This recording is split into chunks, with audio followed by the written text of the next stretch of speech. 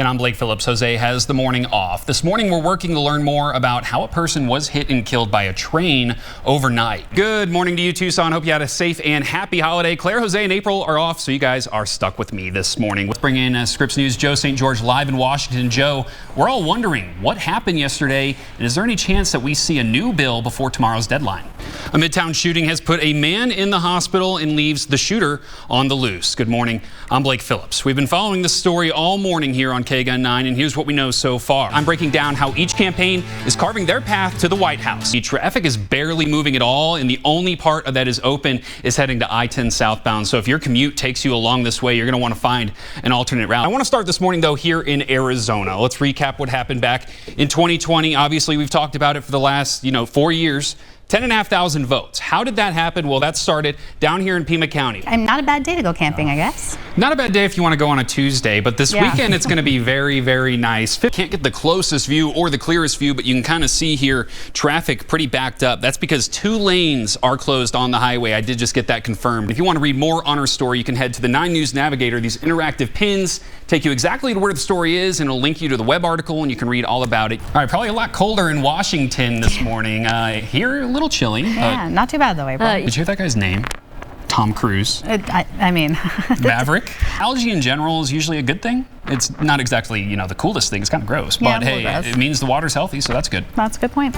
Good morning to you, Tucson. We are following breaking news this morning on the south side. We're working to learn more about how a person was hit and killed by a train overnight. We're also following more breaking news on the north side, where law enforcement officers surrounded a home near Fort Lowell and Stone overnight. Yeah, KGUN 9 reporters on the scene saw officers in body armor and helmets, and police weren't able to tell us why they were there or if they arrested anyone, but we are asking, and we'll let you know as soon as we find out. And if you're wondering what millions of stolen tax dollars can buy, well, this story is for you. Yeah, now that the former treasurer of Santa Cruz County has admitted that she stole the money. Just an absolutely wild story there. Now, back here in Pima County, when you call 911, you're usually in desperate need of help. Right now in Tucson, there's a growing concern as callers are just waiting too long. But the dispatch center says they are meeting the national standard for response times, averaging about 15 seconds. And they hit that target about 70% of the time. However, with the job being demanding, they're constantly looking to expand their team.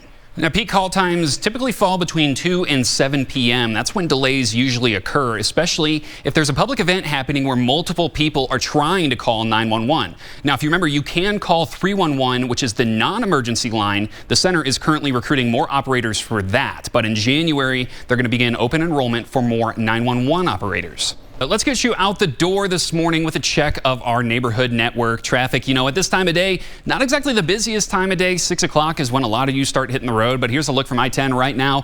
Moving pretty smoothly so far across the map when you're looking for those major slowdowns. Obviously, the highway, usually pretty good this time of day. Of course, we always mention it, but golf links this time of morning, definitely the way to avoid if you're not heading to base. But we do have a construction alert for you tomorrow. That is going to be I-10 eastbound. The right lane is going to be closed as they do some construction. That's going to be shut down starting tomorrow. Again, something to plan for as you're heading out the door tomorrow. Definitely give yourself some more time if you can. Showing Sierra Vista yet again, Highway 92 seeing a little bit of a slowdown as you're heading into town, just by the mall there. Nothing too crazy to start the day. Thankfully, of course, no news is good news, but the DeConcini Port of Entry obviously never really slow down there. Seeing some backups at the Port of Entry and then heading up on I-19. So Santa Cruz County, maybe a little bit of a delay getting out the door this morning, but not too bad.